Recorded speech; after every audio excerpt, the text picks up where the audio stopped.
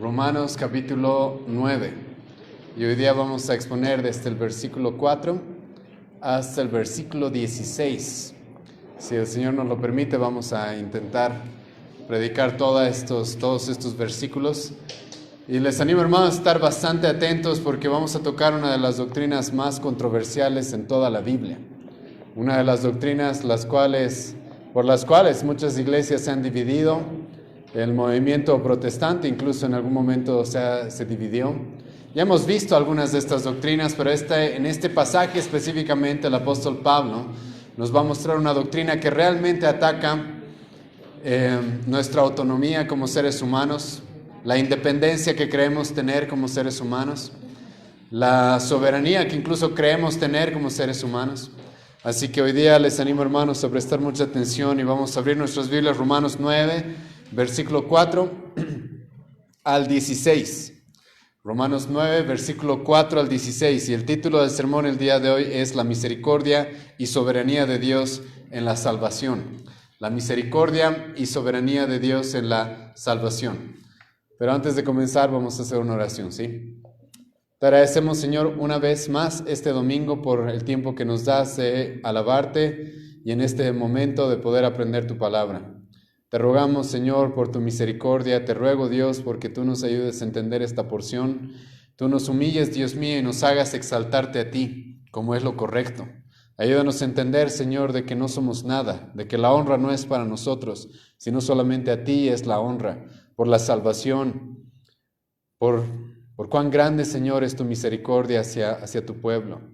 Te ruego porque nos guíes en este tiempo y te agradecemos por este privilegio de poder aprender tu palabra. En el nombre de Jesús. Amén. Entonces, hermanos, voy a dar lectura a Romanos 9, versículo 4. Romanos 9, versículo 4 hasta el versículo 16. Y la palabra de Dios dice esto. Déjenme dar lectura, hermanos, desde el versículo 1, ¿sí? Desde el versículo 1 para que tengamos el contexto de donde nos encontramos el día de hoy.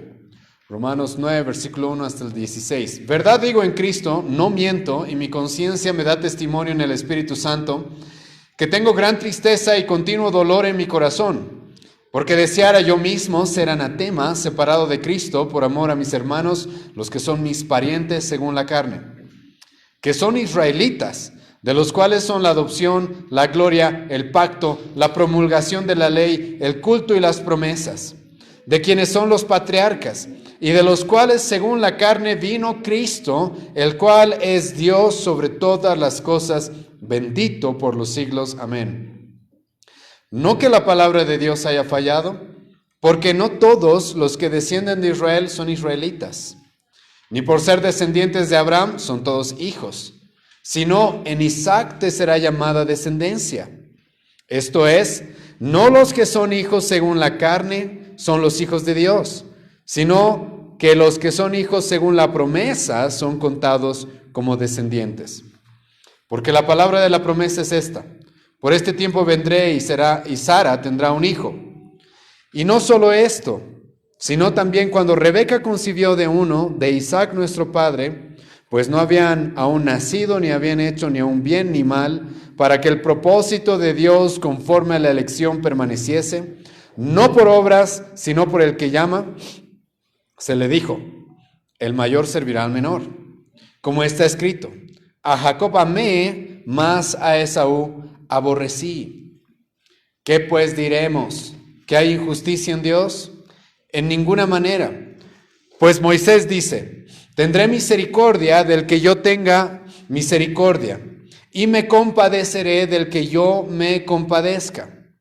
Así que no depende del que quiere ni del que corre, sino de Dios que tiene misericordia. Bueno, hermanos, como ya les he adelantado, hoy día nos vamos a topar con una de las doctrinas más controversiales probablemente en la Escritura. Y no porque sea una doctrina misteriosa, no porque sea una doctrina específicamente que no se exprese o se enseñe claramente en la Escritura, sino porque es una doctrina que a los hombres les cuesta entender. A los hombres les cuesta aceptar, más que entender, perdón. No es de que sea muy complicado de entender, sino que es complicado de aceptar. ¿Y por qué sucede esto? Sucede esto porque en nuestros días estamos acostumbrados a una perspectiva o un concepto de Dios, el cual no es una perspectiva y un concepto de Dios de acuerdo a la Escritura. En nuestra época, la mayoría de las personas tienen una perspectiva muy equivocada de quién es Dios. Para muchos, Dios es algo parecido a un Papá Noel cósmico, ¿sí? Un anciano que está allá arriba, amigable, esperando que lo busquen, esperando a ver si alguien lo necesita. Para muchos, por más de que no lo digan, pero esa es la forma en la que tratan a Dios, Dios es alguien débil, sin poder, esperando a ver si alguien quiere elegirlo, esperando a ver qué hace el hombre, pidiéndole al hombre que por favor haga lo que tiene que hacer. Algunos por este concepto incluso creen de que Dios necesita del hombre.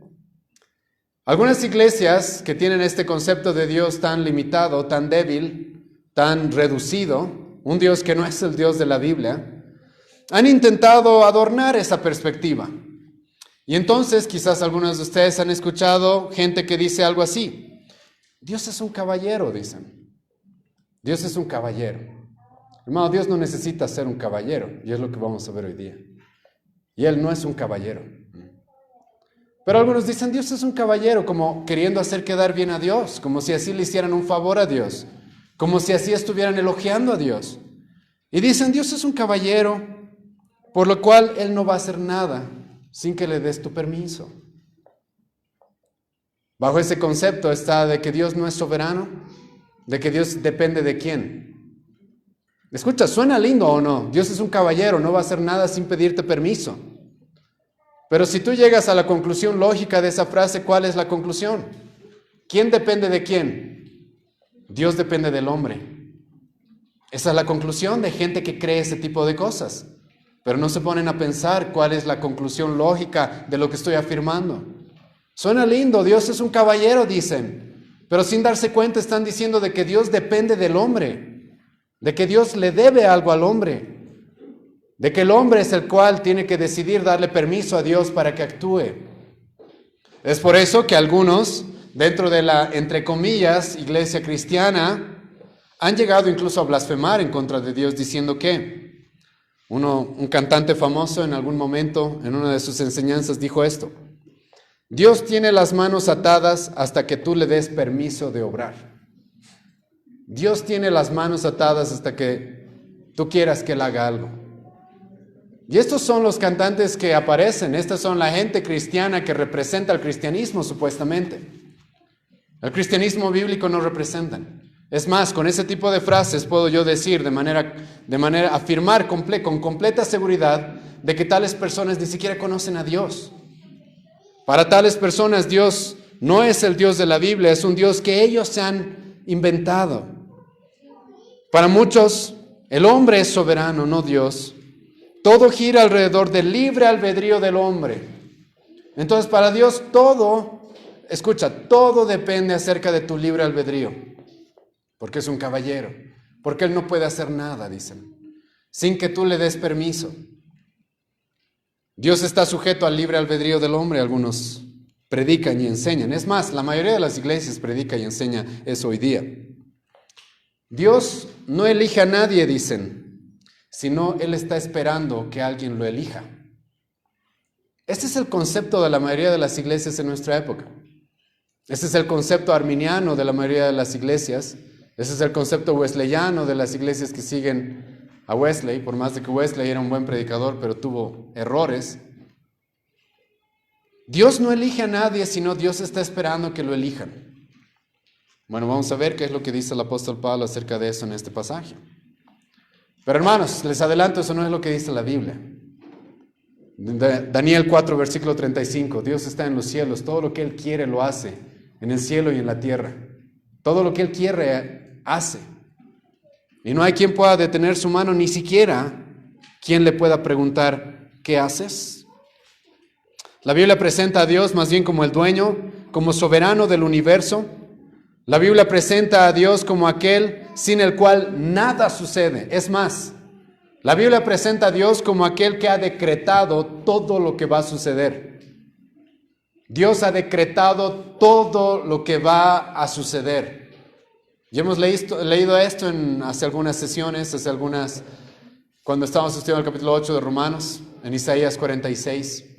Él ya ha decretado lo por venir. Él ya ha decretado el final desde el principio. Él hace lo que Él quiere. Él es soberano. La Biblia, hermanos, y el cristianismo bíblico no gira alrededor del hombre, gira alrededor de Dios. No depende del hombre, depende de Dios. Y la realidad con la que el apóstol Pablo nos va a confrontar esta mañana es de que tu futuro no está en tus manos. Sí, yo sé que la mayoría de la gente y la filosofía humanista y etcétera, predicadores, te dicen lo contrario. Y te dicen de que tu destino y tu futuro está en tus manos, de que tú eres el que construye tu propio destino. Bueno, ¿no es eso lo que el apóstol Pablo nos va a decir acá? Dios es soberano y tu destino está en sus manos. Tu destino eterno está en sus manos. Tú y yo dependemos completamente de Él. Completamente de Él. Él es soberano y Él es misericordioso. Pero déjenme, hermanos, recordarles un poco del contexto donde nos encontramos.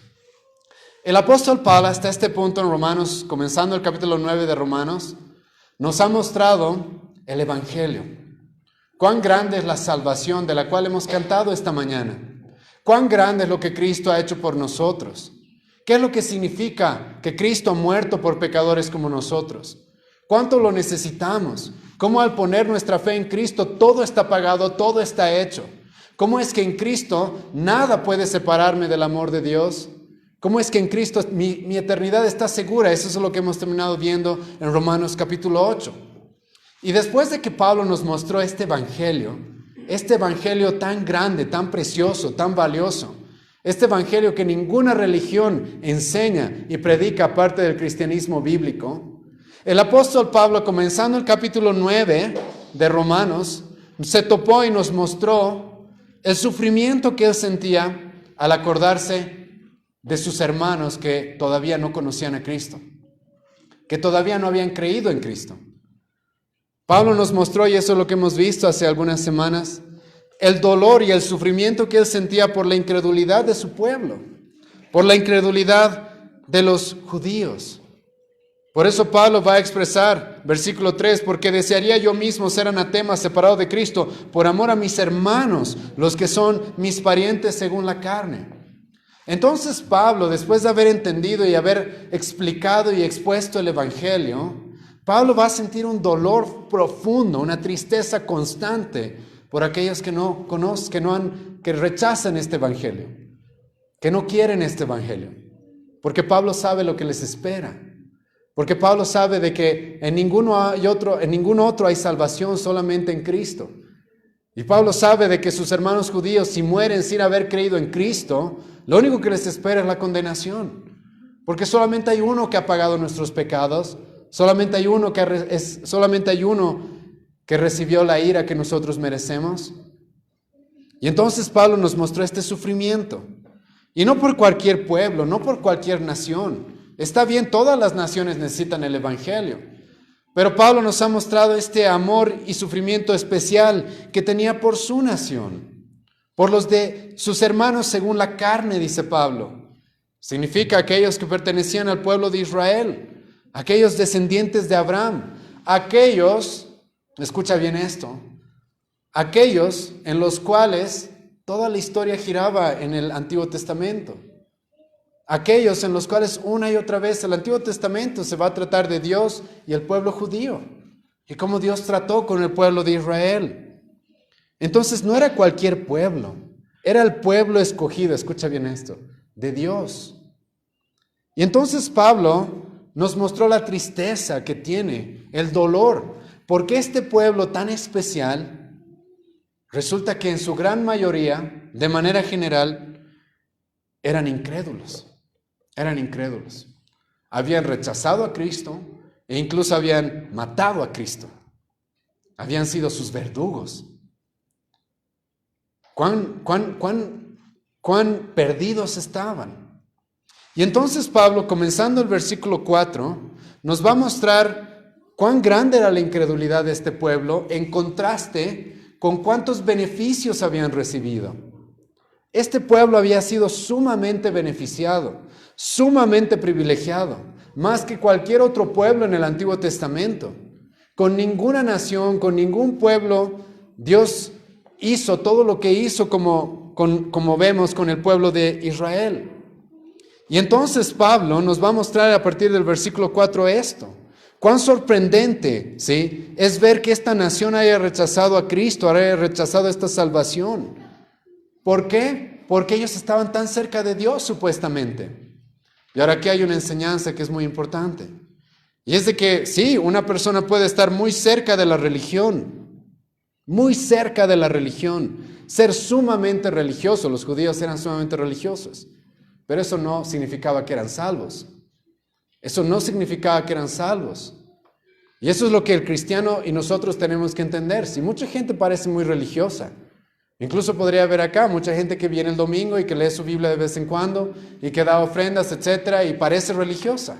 Pero el hecho de que estés dentro de la religión no significa específicamente que estés dentro del pueblo de Dios, como vamos a ver más adelante. Y esto es algo con lo que el apóstol Pablo nos va a confrontar en este lugar. Porque la salvación no se hereda. La salvación es algo personal. La salvación es algo que debe suceder, es un encuentro que cada persona tiene con el Evangelio, con Cristo. La fe y el arrepentimiento es algo que cada uno debe ejercer. Pero la sorpresa en este punto es de que Pablo va a toparse y está triste, sumamente triste. ¿Por qué? Porque este pueblo tan privilegiado como el pueblo de Israel era un pueblo que estaba perdido. Un pueblo sumamente religioso pero perdido. Un pueblo sumamente privilegiado pero condenado. Entonces, ¿cómo puede suceder esto? Y Pablo lo primero que va a hacer es mostrarnos cuántos privilegios había tenido este pueblo de Israel. Y entonces comienza el versículo 4 diciendo que son israelitas. ¿Qué significa que son israelitas? Significa que son descendientes de Abraham, de Isaac y de Jacob. Algo de lo que, si ustedes han leído el Evangelio de Juan, los judíos estaban sumamente orgullosos. A tal grado que le dijeron a Jesucristo, nosotros tenemos un padre, es Abraham. Es Abraham. ¿Tú cuál es tu padre? Más o menos le dijeron a Cristo, confrontándolo con que en aquella época no se sabía si José era su padre o no. Y ellos estaban orgullosos. Ellos sentían que por haber venido de la descendencia de Abraham, de Isaac, de Jacob, por tener este nombre israelitas, eso ya los hacía parte del pueblo de Dios. Por ponerse un nombre, por ponerse una etiqueta, por ser parte de una comunidad. Hermano, tú puedes estar acá y llamarte cristiano. Incluso yo conozco personas que se llaman cristianos bíblicos, cristianos reformados. No significa siempre que ellos sean realmente cristianos. Y Pablo dice, ellos son israelitas, se los conoce como el pueblo que Dios ha escogido, descendientes de Abraham, de Isaac, de Jacob. De ellos, Pablo continúa diciendo, versículo 4, de los cuales son la adopción. En el Antiguo Testamento Dios los había llamado sus hijos, sus hijos. Habían sido en cierta manera como adoptados por Dios. Escucha el profeta Oseas, capítulo 11, versículo 1. Cuando Israel era muchacho, yo lo amé y de Egipto llamé a mi hijo. Sí, de ellos era la adopción, ellos creían ser hijos de Dios. En Éxodo 4, versículo 22 va a decir, Israel es mi hijo, mi primogénito. Y una vez más, hermanos, los judíos se jactaban de esto. Los judíos se jactaban de supuestamente, entre comillas, y lo estoy poniendo así, ser hijos de Dios. En el capítulo 8 de Juan, versículo 41, le dijeron a Jesucristo, nosotros tenemos un Padre, Dios es nuestro Padre. En el mismo capítulo, Cristo les va a decir, no, ustedes son hijos del diablo. Pero ellos creían ser hijos de Dios. Y en cierta manera, de manera general, sí, habían sido adoptados por Dios. Dios los había tratado como un padre en el Antiguo Testamento. Los había sostenido, los había salvado, los había rescatado, les había proveído como un padre provee a su hogar. Los había disciplinado incluso, como un padre disciplina. Entonces de ellos era la adopción. Cuarto, dice Pablo, también la gloria, que son israelitas de los cuales son la adopción, la gloria. ¿Qué significa esto de la gloria? Hermanos, como ningún pueblo en la historia de la humanidad, los judíos habían presenciado la gloria de Dios. ¿Se acuerdan Éxodo 20? El monte Sinaí, donde el pueblo judío vio una manifestación visible de Dios, como ningún otro pueblo, como ningún otro pueblo. El Antiguo Testamento nos relata de que los judíos presenciaron por lo menos 5 veces la gloria de Dios. Algo inimaginable para muchos. Los pueblos paganos, ellos hacían figuras de Dios. Los judíos habían presenciado de alguna forma la gloria misma de Dios. Ellos vieron la gloria de Dios en el monte Sinaí. Ellos vieron la gloria de Dios en el tabernáculo. Ellos vieron la gloria de Dios en el templo. Ellos vieron la gloria de Dios encarnada, como voy a relatar más adelante, en Cristo. En Cristo. De ellos, continúa Pablo diciéndonos, eran los pactos. ¿Qué es esto del pacto? ¿Sí? De ellos es el pacto, el pacto. Ahora no se asusten, hermanos, no tiene nada que ver con los pactos de la Eclesía o de los Salcedo. Cuando Pablo menciona los pactos, significa el pacto que Dios hizo con el pueblo de Israel. ¿Cuál es ese pacto? El pacto de redención, como lo conocemos en la teología reformada. ¿Qué le prometió Dios al pueblo de Israel en el Génesis? Génesis 3:15 le prometió un Salvador. Génesis 12 le prometió una tierra. Génesis 12 le prometió, yo voy a ser vuestro Dios. Dios hizo pactos con este pueblo, pactos que no se pueden quebrantar. Hizo el pacto de redención, hizo un pacto con Noé, hizo un pacto con Moisés, hizo un pacto con David. Los judíos son los que recibieron en el Antiguo Testamento, Jeremías 31, Ezequiel 36, el nuevo pacto, que hace referencia directo a lo que Cristo iba a hacer por nosotros. De ellos recibieron esos pactos, no nosotros. Dios hizo pactos con ellos específicamente. Entonces, ¿cuán privilegiados eran estos hombres? Y aún el apóstol Pablo va a agregar más cosas. Y va a decir de ellos era la ley. ¿Qué significa eso? Ellos tenían la revelación. Los judíos tenían el privilegio de no solamente como todos tenemos la ley de Dios escrita en nuestros corazones, sino que los judíos tenían la ley de Dios escrita. Escrita. Ellos habían recibido la revelación de Dios de manera directa. Dios había mandado al pueblo judío los profetas, como Moisés, para que revelen lo que él quería.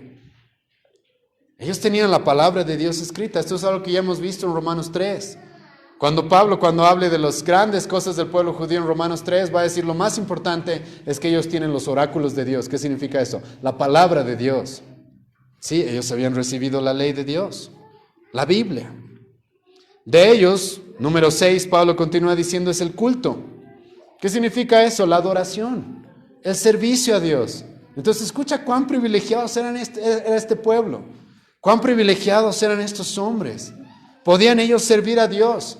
Había una tribu entera a la cual se dedicaba al servicio de Dios, los levitas. Los sacerdotes servían en el tabernáculo y luego en el templo, y podían entrar incluso hasta el lugar santísimo. Ellos recibieron las promesas, continúa diciendo Pablo. Las promesas como las que recibió Abraham, que ya las he relatado. Génesis 17:7, yo seré tu Dios. Dios les había prometido la tierra, Dios les había prometido su presencia, Dios les había prometido su guía. Dios les había hecho la promesa de un profeta. Dios les había hecho la promesa de un rey, el cual su reino nunca perecería, Cristo. Ellos recibieron esas promesas. Ellos recibieron la promesa de un Salvador. De ellos eran las promesas. De ellos eran los patriarcas, como continúa diciendo Pablo, los patriarcas. ¿Qué significa patriarcas? Ancestros. Abraham, Isaac, Jacob. Entre ellos también se podría relatar la historia de Josué, de David, de Salomón. Y de ellos, escucha lo que va a decir Pablo, de los judíos vino Cristo mismo. Escucha el versículo 5. De quienes son los patriarcas y de los cuales según la carne vino Cristo, el cual es Dios sobre todas las cosas, bendito por los siglos. Amén. Escucha cuán privilegiada era esta nación. De ellos mismos salió el Mesías, de una de sus tribus, de la tribu de Judá, descendiente de Isaí, descendiente de David. Llegó Cristo mismo. Por eso es que el Evangelio de Juan nos dice de que Jesucristo vino a los suyos. Juan capítulo 1, a los suyos vino. Y los suyos, que dice Juan, no le recibieron. Cristo era judío. Es por eso que el Nuevo Testamento comienza ¿con qué? Con genealogías. Mateo comienza con genealogías. Lucas capítulo 3 nos da genealogías. ¿Por qué? Era la forma en la cual estaban diciendo a los judíos, aquí está su Mesías. Él viene desde Abraham, David, aquí está. Él viene no solo desde Abraham, desde Adán mismo, como Lucas va a relatarlo. Cristo mismo vino y anduvo entre ellos. Cristo mismo se hizo carne. El descendiente, dice aquí Pablo, según la carne vino Cristo, es descendiente de David, es descendiente de Natán, es descendiente de Obed, es descendiente de todos los que la Biblia dice que debía descender. Ahí está Cristo. Y entonces el privilegio que los judíos habían recibido es que Cristo mismo vino de su descendencia. Y este Cristo no solamente era un hombre, sino que era Dios mismo, dice Pablo acá. Los judíos, escucha, de la época del apóstol Pablo, habían podido presenciar la visita del Dios hecho hombre, algo que ni tú, ni yo, ni ninguna otra nación pudo presenciar. Cristo mismo fundamentó su ministerio en la región de los judíos. No se extendió más allá. Los judíos son los que pudieron presenciar a Cristo, a Dios mismo hecho hombre. Cristo mismo les va a decir en Juan 5, yo soy Dios, el Hijo de Dios. El que me ha visto a mí, me ha visto al Padre. Juan va a comenzar su evangelio diciendo, y el Verbo se hizo carne, Dios mismo se hizo hombre. Los judíos habían presenciado esto. Ahora Pablo nos da como la cúspide de su argumento acerca de los privilegios que había recibido el pueblo judío, esto, Cristo. 9 privilegios nos relató en este pasaje. 9 privilegios, el mayor y el más grande es que Cristo mismo anduvo entre ellos. Ellos vieron al Dios hecho hombre venir y morir por ellos. Pero aún así, adivina qué, no creían. Aún así, adivina qué, no creían. No eran salvos. La mayor parte del pueblo judío hasta el día de hoy no cree. A pesar de haber tenido todos esos privilegios, a pesar de haber tenido todas esas evidencias. Por eso Cristo les va a decir, Juan 5, versículo 40, ustedes no quieren venir a mí.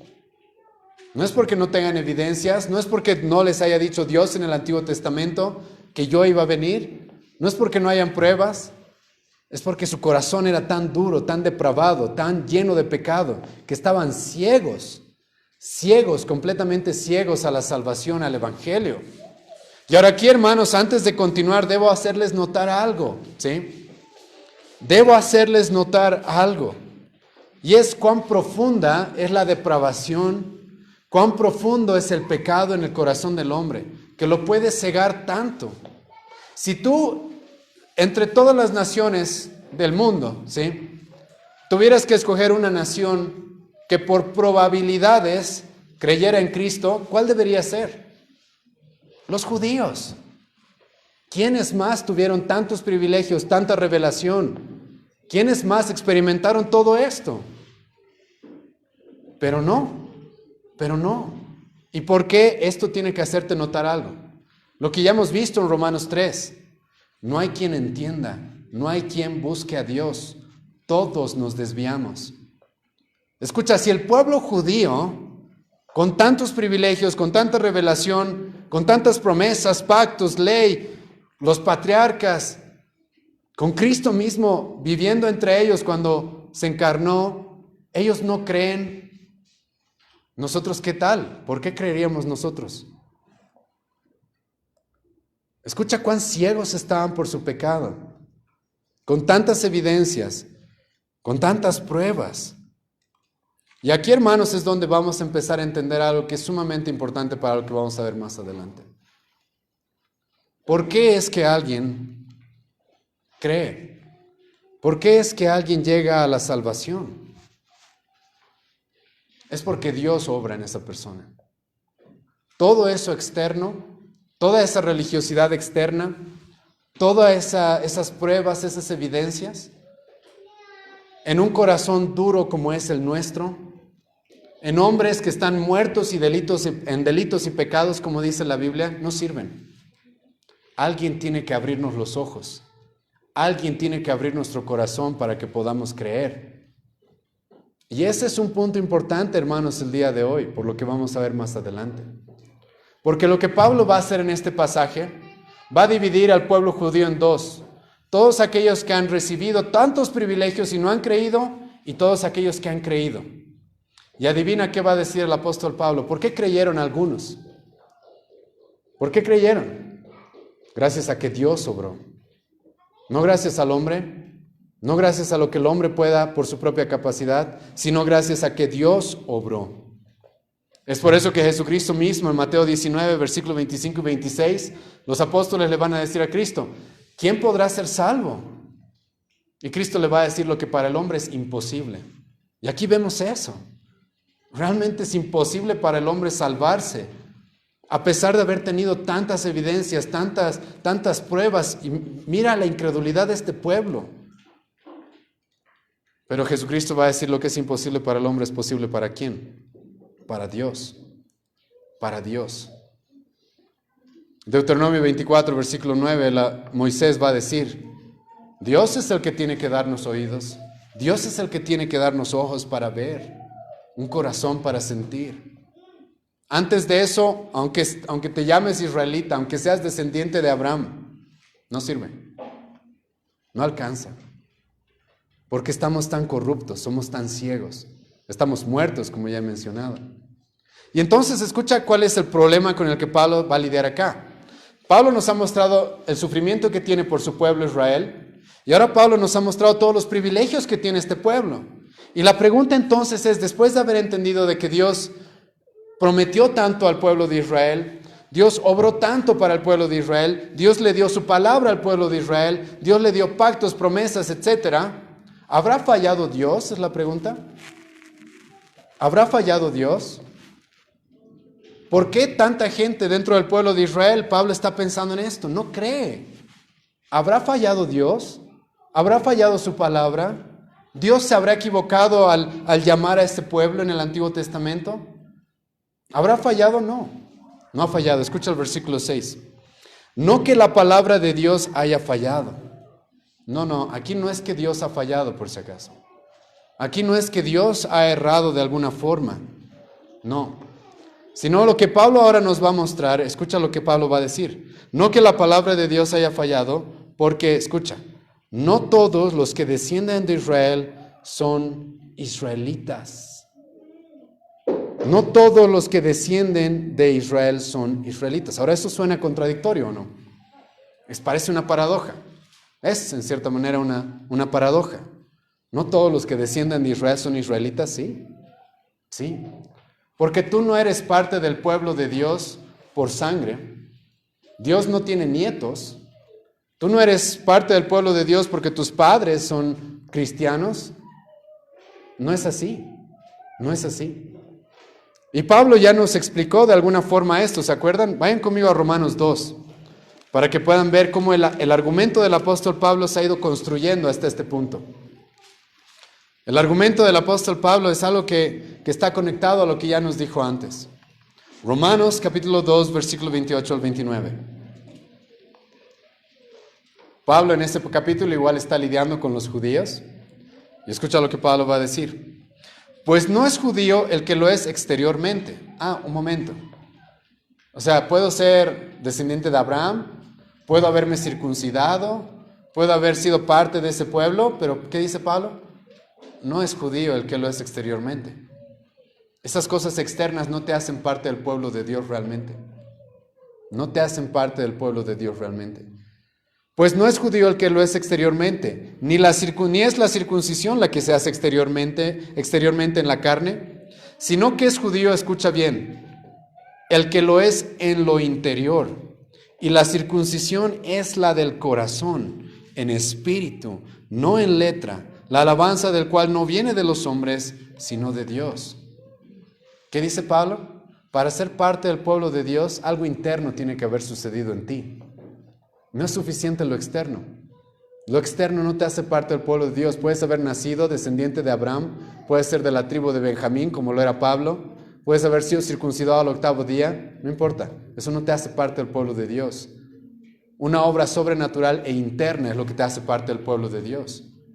Y entonces Pablo en Romanos ya nos hizo esa división entre que hay judíos que se llaman judíos externamente y hay verdaderos judíos, los cuales son aquellos en los cuales Dios ha obrado de manera sobrenatural en sus corazones. Y entonces Pablo simplemente en Romanos 9:6 nos está repitiendo eso, lo que ya nos dijo en Romanos 2.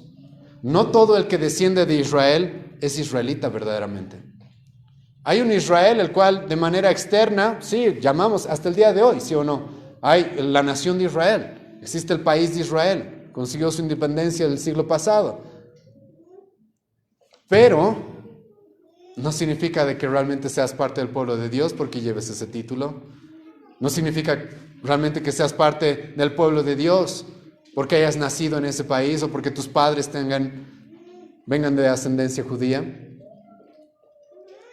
Sino que Pablo dice, el que lo es en lo interior. Por eso, como ya les dije, Jesucristo a esos judíos que le dijeron, nosotros somos hijos de Abraham, nuestro padre es Dios, Cristo les va a decir, no, vuestro padre es el diablo. Juan capítulo 8, vuestro padre es el diablo. Y ahora la pregunta, hermanos, es ¿por qué pasa esto? ¿Por qué dentro del pueblo de Israel unos llevan solo el título de israelitas, pero otros son verdaderamente israelitas? ¿Por qué? ¿Por qué? ¿Por qué entre un pueblo que todos nacieron de la descendencia de Abraham, por qué algunos son verdaderos judíos y otros no? ¿Por qué? La respuesta, hermanos, es la doctrina de la elección. Porque Dios elige a quien salva. Porque Dios elige. Él no está obligado con nadie. Y lo que Pablo va a hacer para explicarnos esto, ¿se acuerdan? En versículo 6 Pablo dijo, no que la palabra de Dios haya fallado. Lo que Pablo va a hacer es mostrarnos con la palabra que esto es verdad. Que Dios elige. Que Dios es soberano. Que con Dios no se juega y nadie se burla. Que Él elige a quién salvar y a quién desaprobar, a quién reprobar, a quién abandonar. Ese es Dios, hermano. Ese es el Dios de la Biblia. Y si no me creen, lo que Pablo va a hacer en este pasaje es mostrarnos con la Biblia. Hasta el final de este capítulo, Pablo por lo menos va a citar 15 pasajes del Antiguo Testamento. Para que no quede duda, por si acaso lo que Pablo está diciendo está en la Escritura. Y entonces Pablo va a comenzar mostrándonos ilustraciones del Antiguo Testamento, para mostrarnos de que no todos los que nacen de Abraham son realmente salvos, son realmente parte del pueblo de Dios, porque Dios es el que elige. Escucha versículo 7. Ni por ser descendientes de Abraham son todos hijos, sino en Isaac te será llamada descendencia. Escucha, y déjame hacerte esta pregunta. Los judíos decían, por ser hijos de Abraham, ya somos parte del pueblo de Dios. Los judíos, incluso algunos rabís de su época, decían esto. Ningún judío va a llegar al infierno. ¿Por qué? Porque Abraham va a estar en la puerta del infierno evitando que cualquiera de sus descendientes entre ahí. ¿Sí? Eso creían ellos. Por ser descendientes de Abraham ya está. Ya lo tengo hecho. ¿Y qué es lo que Pablo va a decir acá? No todos los que descienden de Abraham son realmente judíos. Este es un error que había cometido los judíos en aquella época. Pregunta, ¿cuántos hijos tuvo Abraham? ¿Cuántos hijos tuvo Abraham? Los que no prestan mucha atención van a decir 2. Los que no leen su Biblia van a decir 1. Abraham tuvo primero un hijo con Agar, se llamaba Ismael. Pregunta, ¿Dios eligió a Ismael para que de él venga el pueblo, su pueblo? No. Pero aparte, no sé si sabían, hermanos, Abraham tuvo 6 hijos más. Después de que murió Sara, su mujer, se casó con una otra mujer llamada Setura. Y con él tuvo varios hijos más. Tuvo a Simram, a Joxón, a Madán, a Madián, a Isbac, a Súa. Abraham tuvo muchos hijos, 8 en total probablemente, y quizás no se mencionan las mujeres. ¿Pero Dios escogió a todos? Es la pregunta. ¿Dios quiso salvar a todos los hijos de Abraham? ¿Dios quiso que todos los hijos de Abraham sean parte del pueblo de Dios? No. Escucha lo que dice el versículo 7. Ni por ser descendientes de Abraham son todos hijos, sino que en Isaac. Y aquí comienza, hermano, el tema de la elección. Es claro eso, no se puede evitar. No se puede, tienes que estar ciego para no ver eso. ¿Qué dice? No todos los que nacen de Abraham realmente son parte del pueblo de Dios, porque Dios eligió ¿a quién? A Isaac. ¿Por qué eligió solo a Isaac? Porque Dios quiso, vamos a ver eso más adelante. Pero Dios eligió a Isaac, y Pablo está citando acá Génesis 21, versículo 12. Y no solamente eligió a Isaac, sino que en el versículo 7 se nos va a presentar de que Dios eligió a Sara. De ahí ya vemos 2 elecciones. Abraham tuvo un hijo con Agar, pero Dios no eligió a Agar para que de ella venga el pueblo de Dios. Abraham tuvo otra esposa que se llamaba Sétura, pero no, Dios no eligió a Sétura para que de ella venga el pueblo de Dios. Eligió a Sara, versículo 7, versículo 8, perdón. Esto es, no los que son hijos según la carne son los hijos de Dios, sino que los que son hijos según la promesa son contados como descendientes.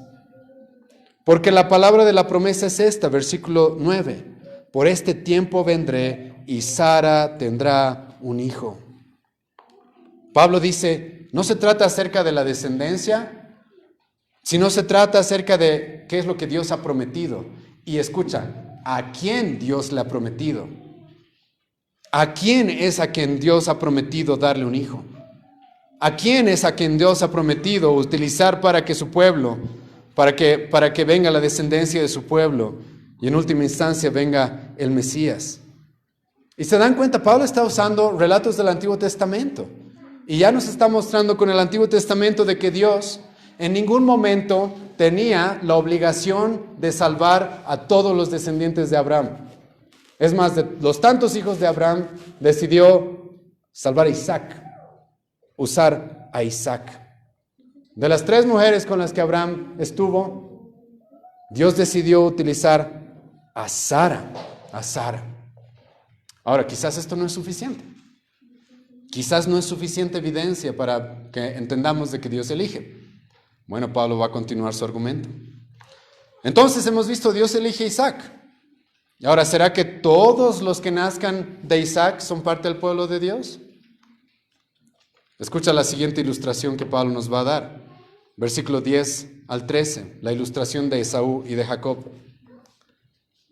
Versículo 10, y no solo esto, sino también cuando Rebeca concibió de uno, de Isaac nuestro padre, pues no habían aún nacido, ni habían hecho aún ni bien ni mal, para que el propósito de Dios conforme a la elección permaneciese no por obras, sino por el que llama, se le dijo, el mayor servirá al menor, como está escrito, a Jacob amé, mas a Esaú aborrecí.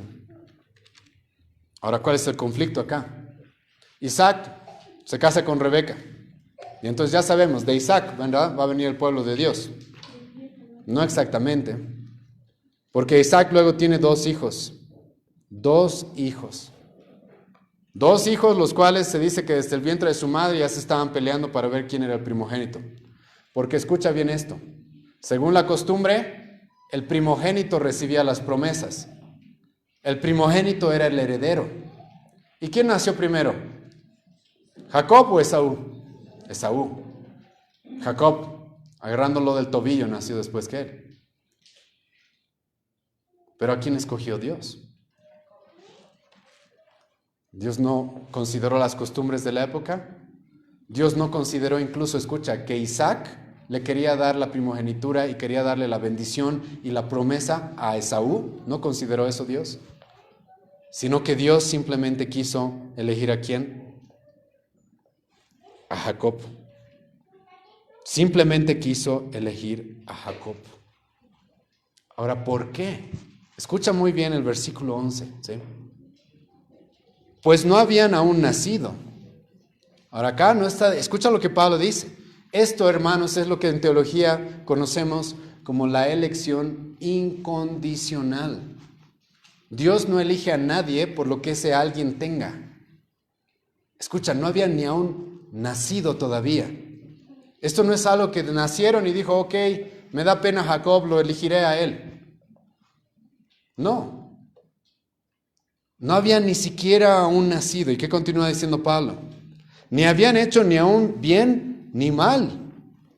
No era por ninguna de sus obras. Algunos teólogos, malos teólogos en nuestra época, les van a decir esto. Dios escoge porque Él ve en el futuro y dice, tal persona va a creer en mí, entonces lo escogeré. Me conviene escogerlo, porque esa persona me va a escoger a mí. ¿No es lo que Pablo dice acá? Pablo dice que la elección no tiene que ver con las obras. Es lo que Pablo dice, no es lo que yo digo. Pablo dice, no tiene que ver ni antes de nacer, no habían hecho ni aun bien ni aun mal. Es más, hermanos, si ustedes leen la historia de Jacob y de Esaú, van a notar de que probablemente lo que uno se esperaría es de que Esaú sea el elegido. Esaú al parecer era el mejor hijo entre los de Jacob, entre los de Isaac. Era el más forajido, era el más esforzado. Sí, cometió errores, pero Jacob también era un incrédulo, tenía problemas, era un impostor. Pero ¿qué dice la Biblia? No habían hecho ni un bien ni mal. Y escucha lo que continúa diciendo. Para que el propósito de Dios conforme a, ¿qué dice? A la elección permaneciese. Si alguien es parte del pueblo de Dios, la Biblia dice, ¿es por qué? Porque Dios elige. Es porque Dios elige. No se hereda, no es porque lo que la costumbre diga, lo que los padres quieran, es porque Dios elige. ¿Quién es soberano ahí? Dios. Dios es soberano. Dios decide simplemente desechar a uno y elegir a otro. Ahora, algunos hermanos van a subestimar esta doctrina y van a decir, ¿sabes? Ya esta doctrina está enseñada en la Biblia, pero no es tan importante como el Evangelio. El Evangelio es importante, ¿sí? Hermanos, esta doctrina es parte del Evangelio. ¿Cómo sé eso? Escucha lo que Pablo va a decir. Pues no había ni aún nacido, ni habían hecho aún ni bien ni mal, para que el propósito de Dios conforme a la elección permaneciese. Escucha, no por obras, sino por el que llama. El Evangelio, hermanos, tiene un fundamento. ¿Cuál es ese fundamento? Cristo. Pero lo que Cristo hizo por nosotros. El Evangelio, hermanos, lo que te dice es de que alguien, escucha bien esto, ya hizo todo por ti para salvarte. El Evangelio de lo que se trata es de que tú aceptes y reconozcas de que no hay nada que tú puedas hacer para salvarte, que no hay nada que tú puedas hacer para estar a cuentas con Dios, que no hay nada que tú puedas hacer para merecer el cielo, sino que hay otro que tiene que haber hecho todo por ti. Y ahora esto de que sea una salvación sin obras está ligado a la elección. ¿Por qué? Escucha a una persona a la cual se le predica el Evangelio. Entonces yo voy a una persona y le predico el Evangelio y le predico acerca de Cristo y la salvación y la cruz y cómo ha muerto y todo lo que hizo y todo lo que hemos predicado mucho todo este tiempo y vamos a seguir haciéndolo. Y esa persona pero luego pone su fe en Cristo y tú le preguntas, ¿por qué has sido salvo? Y esa persona te dice, porque yo he elegido a Cristo. No sé si se dan cuenta, pero ahí, de manera muy sutil, ¿quién es el que obró para ser salvo? El hombre. Si yo digo, es porque yo he creído en Cristo, es porque yo he elegido a Cristo, en última instancia mi salvación fue gracias a ¿qué? A mi elección. Pero lo que vamos a aprender más bien en este pasaje es de que si yo he elegido a Cristo es ¿por qué? Porque Dios me ha elegido antes a mí. Entonces, en ese caso, la salvación es 100% una obra ¿de quién? De Dios. Todas las demás religiones o las que quieren de manera sutil rechazar esta doctrina, quieran o no, lo que están diciendo es que la salvación es 99% Dios y 1% yo. Pero la elección, Pablo nos dice acá, es lo que nos muestra que realmente es sin obras.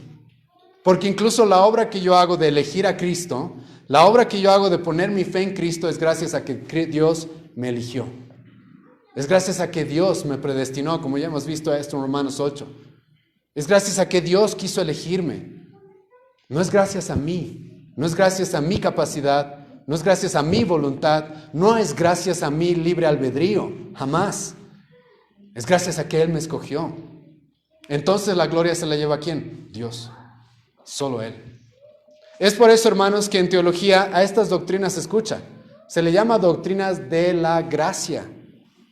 Porque son las doctrinas que te muestran de que la salvación es 100% gracia.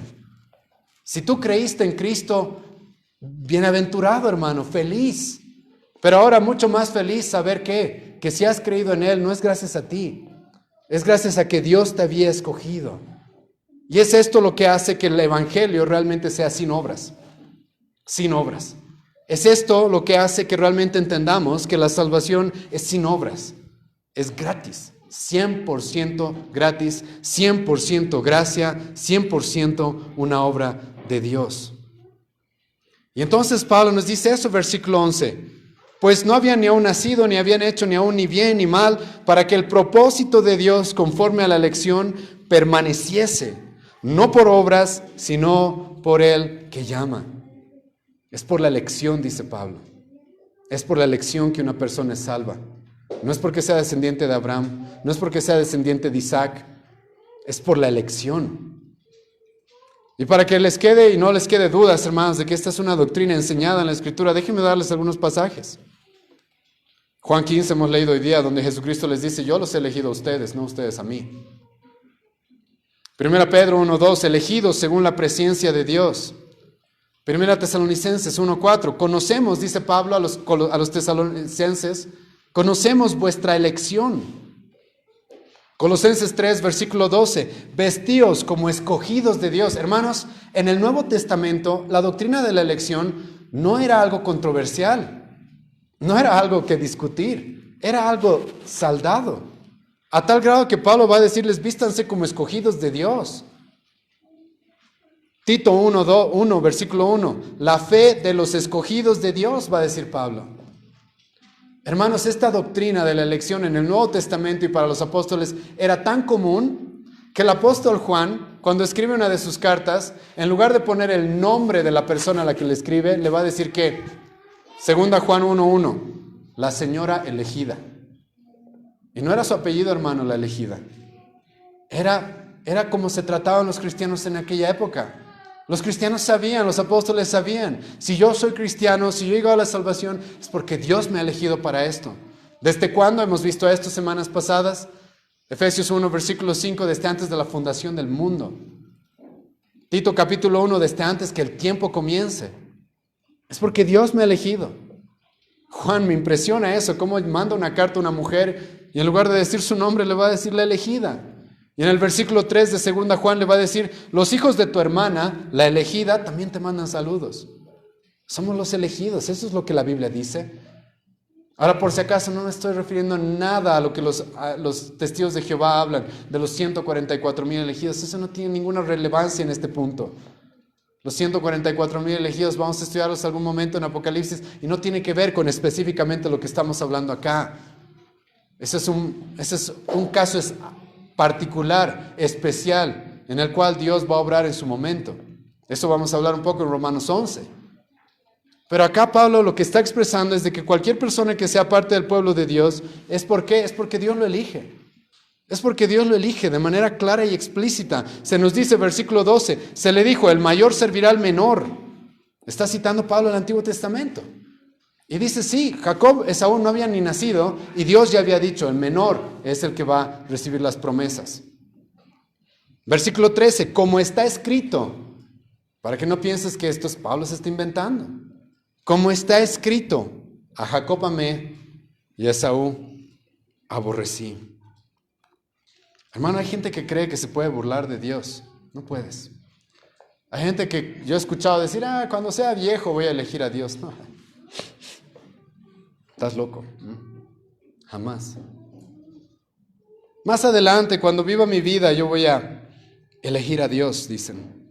¿Tú crees que puedes burlarte de Dios? No. No se trata de que tú lo elijas. Se trata de que Él te haya elegido. Si tú lo eliges es porque Él te eligió más bien. Y entonces Pablo nos muestra algo que es bastante fuerte quizás para la cultura cristiana en la que vivimos ahora. Y es de que dice: a Jacob amé y a Esaú aborrecí. Pablo está citando acá Malaquías 1, versículo 1 al 3. Y ahora yo sé que suena raro, hermanos, para muchos de ustedes. ¿Por qué? Porque estamos acostumbrados a salir a la calle con carteles que dicen Dios te ama. Y supuestamente Dios ama ¿a quiénes?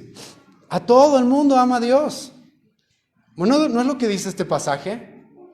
Aquí este pasaje de manera explícita dice que Dios amó a uno y escucha, odió al otro. Aborreció al otro. A Jacob amé, a Esaú aborrecí. Eso es lo que dice la Escritura. Es por eso, hermanos, que algunos predicadores arminianos, wesleyanos, etcétera, se saltan estos capítulos. Nunca quieren hablar de este capítulo 9 de Romanos. Jamás lo van a exponer versículo por versículo. Nunca. Y si lo intentan hacer, los van a torcer. Van a decir, bueno, acá dice que aborreció, pero aborrecer no es realmente aborrecer. ¿Sabes qué significa aborrecer en el griego? Aborrecer, eso es lo que significa, no hay más.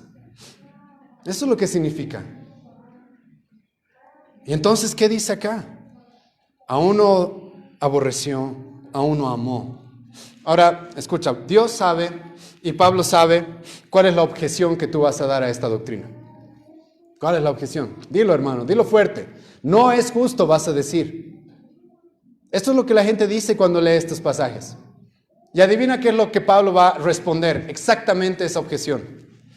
La gente cuando lee estos pasajes dice, no es justo. ¿Por qué Dios deja a Esaú y ama a uno? ¿Por qué Dios elige a unos y desecha a los demás? No es justo, van a decir las personas. Como si Dios se tuviera que sentar en el banquillo del acusado y nosotros los jueces vamos a juzgar a Dios. Y le vamos a decir a Dios qué es justo y qué no es justo. Y escucha lo que Pablo va a decir, versículo 14. ¿Qué pues diremos? ¿Que hay injusticia en Dios? Pablo dice, ¿qué te vas a atrever a decir cuando se te explica estas doctrinas? ¿Que Dios es injusto? ¿Que Dios es injusto? Y como muchos ya saben, Pablo va a utilizar aquí la frase más contundente probablemente en el griego para decir que no, ni se te ocurra decir que Dios es injusto. Pablo va a decir en ninguna manera, griego millenoito o meganoito. Significa ni se te ocurra decir eso. Algunos dicen que esta palabra se podría traducir como me da asco pensar tal cosa. Me da asco pensar de que alguien pueda pensar o creer que Dios es injusto. Si hay algo que la Biblia deja claro, hermano, es de que Dios es justo. Él nunca hace nada injusto. Él es tan puro de ojos que ni siquiera puede ver la injusticia. Habacuc 1, versículo 13. Él es justo. Entonces, ahora, ¿cómo solucionamos esto? ¿Sí? ¿Cómo solucionamos esto? Escucha, hermano. Si cuando tú te topas con esta doctrina de la elección, lo que ves es injusticia, no estás viendo bien. Y quizás estás ciego. Porque lo que la doctrina de la elección hace, escucha muy bien esto. Y esto, hermano, que se te grabe. Lo que la doctrina de la elección hace es mostrarnos más bien cuán misericordioso es Dios. Sí, eso es lo que hace la doctrina de la elección. Jamás hace que Dios sea injusto, sino la doctrina de la elección nos muestra cuán misericordioso es Dios. ¿No me crees? Lee conmigo el versículo 15. Pues a Moisés dice, tendré, ¿qué dice? ¿Justicia? No dice justicia, ¿verdad? ¿Qué dice? Tendré misericordia del que yo tenga misericordia y me compadeceré del que yo me compadezca. Así que no depende del que quiere ni del que corre, sino de Dios que tiene, ¿qué? Misericordia.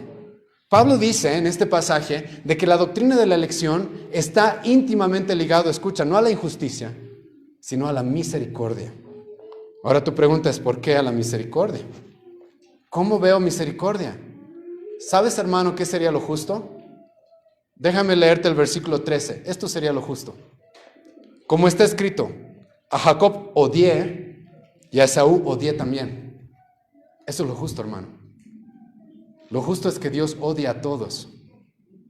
Lo justo es que Dios aborrezca a todos, porque todos nos desviamos, todos pecamos. Lo justo es que Dios nos abandone y nos condene. ¿No me crees? Pregúntale a los demonios. ¿Han pensado en los demonios? Los ángeles que se rebelan contra Dios. ¿Qué hace Dios con esos ángeles? Pregunta, ¿Dios mandó un salvador para esos ángeles? ¿Dios mandó a alguien que muera por esos ángeles? No.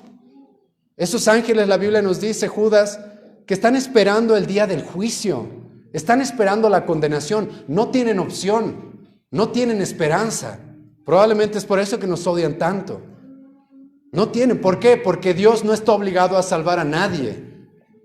Dios no está obligado a salvar a nadie.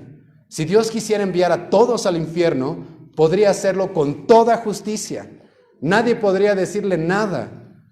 Como Job dice, capítulo 9 de Job, no le podríamos responder una entre mil a Dios. Nos tendríamos que tapar la boca e inclinarnos. Si Él quisiera mandar a todos al infierno, como lo va a hacer con los ángeles caídos, puede hacerlo. Eso es lo justo. Más bien el que Dios elija a algunos, nos muestra misericordia, porque no tendría que elegir a nadie. Es por eso que Pablo dice, un momento, ¿vas a decir que Dios es injusto? No. Aquí lo que Dios está mostrando es misericordia. Misericordia. Y esto es algo que Dios ya dijo en el Antiguo Testamento. Y Pablo acá está citando en el versículo 15, Éxodo 33. Éxodo 33, donde Dios le dice esto a Moisés. Nadie me va a ver y va a vivir. Nadie puede estar cerca de mí y vivir. Nadie puede estar cerca de mí y vivir. Y Moisés, pero en ese mismo pasaje, le ruega a Dios, muéstrame tu gloria. Y Dios le dice, nadie puede verme y vivir, pero te voy a mostrar un poco de mí, dice Dios. Vas a ver mis espaldas. No significa que Dios tenga espalda, hermano. Significa, es una forma de decirle a Moisés, te voy a mostrar un poco. Y ahora pregunta, ¿por qué Moisés no murió consumido al ver esa gloria? Misericordia. Dios debería haberlo destruido a Moisés, porque Moisés igual era pecador, igual que todos nosotros. Abraham era pecador, Isaac era pecador, todos somos pecadores. Y Dios le dice a Moisés en ese pasaje, yo voy a tener misericordia, escucha, del que yo quiera tener misericordia. Yo no dependo de su libre albedrío. Si fuera por tu libre albedrío, estarías en el infierno. Más bien Dios tuvo misericordia de Isaac, de Jacob, de Abraham. ¿Quién era Abraham, hermano? Antes de que Dios lo llame. Era un idólatra más en Ur de los Caldeos, adorando al dios Luna. Era un idólatra más entre muchos. ¿Y por qué Dios lo llamó? ¿Por qué Dios lo escogió? Porque Él quiso. Porque Él muestra misericordia al que Él quiera tener misericordia. ¿Quieres justicia? La justicia es que todos nos condenemos. Todos seamos condenados. Y entonces Pablo va a ser muy claro en este pasaje. Y va a decir, pues a Moisés dice, tendré misericordia del que yo tenga misericordia y me compadeceré del que yo me compadezca. Dios no está obligado a salvar a nadie. De eso se trata la misericordia. La misericordia no es una deuda, hermano. Tú estás caminando por la calle y ves un vagabundo que te ruega por una moneda. ¿Estás obligado a darle? No estás. Pero sientes compasión y decides darle, ¿sí? Es misericordia. No estás obligado, no tienes una deuda con esa persona. Pero sientes compasión al ver su desgracia y le das una moneda. Y ahora imagina, al día siguiente, todos los vagabundos de La Paz te tocan la puerta y te dicen, ¿por qué no me has dado a mí también?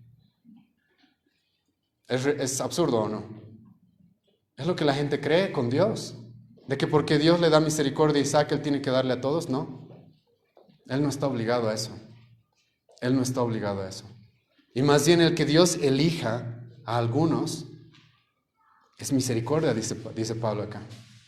Es Dios mostrando misericordia, pero una misericordia, escucha bien, soberana, que depende de su propia y su única voluntad. Efesios 1, versículo 11, aquel que hace todas las cosas según el designio de su voluntad. Por eso Pablo va a continuar diciendo, versículo 16, así que no depende del que quiere ni del que corre, sino de Dios que tiene misericordia. Hermano, después de haber entendido el Evangelio, de todo lo que hemos visto hasta Romanos 8, lo que Pablo te está diciendo acá es si tú has creído, si tú pusiste tu fe en Cristo y te arrepentiste sinceramente, es porque Dios te escogió. No es gracias a ti, es porque Dios te escogió. No estarías acá si no fuera por Él. Nunca habrías abierto los ojos. Nunca habrías abierto tu corazón al Evangelio, a Cristo, si no fuera por Él. Jamás. No importa cuántos beneficios y cuánta religión hubiera habido a tu alrededor como los judíos, seguirías ciego, condenado, incrédulo, si no fuera porque Dios te escogió. Ahora pregunta, ¿a un cristiano eso le hace dar la gloria más a Dios o menos? Más. Porque todo es gracias a ti, todo es por ti, todo es por Él, no por mí. ¿Se entiende? Ahora, hay algunos que quizás no son cristianos acá. Y entonces van a odiar esta doctrina. ¿Por qué? Porque lo que Pablo te está diciendo acá es, tú no estás en control de tu destino.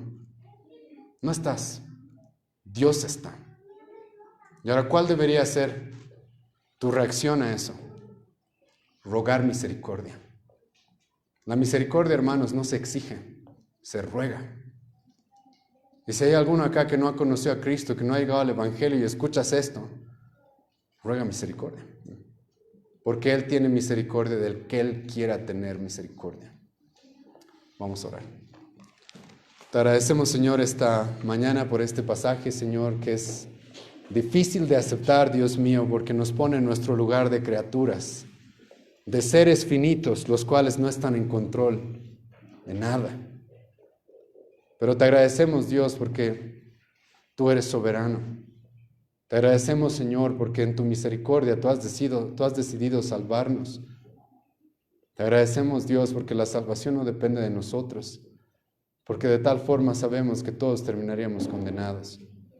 Te agradezco, Dios, por estas doctrinas que tú, sin diluirlas, nos las presentas en tu palabra. ¿Para qué? Para que te adoremos, para que te honremos aún más.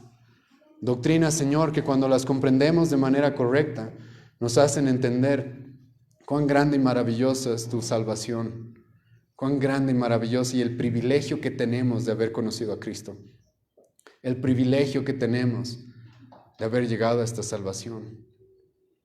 Te ruego, Dios, porque nos ayudes a comprender y derribes, Dios, todas las fortalezas que nosotros construimos en contra de este tipo de doctrinas.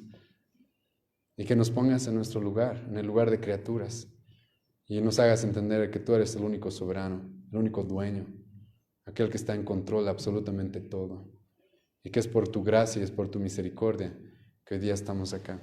En el nombre de Jesús oramos. Amén.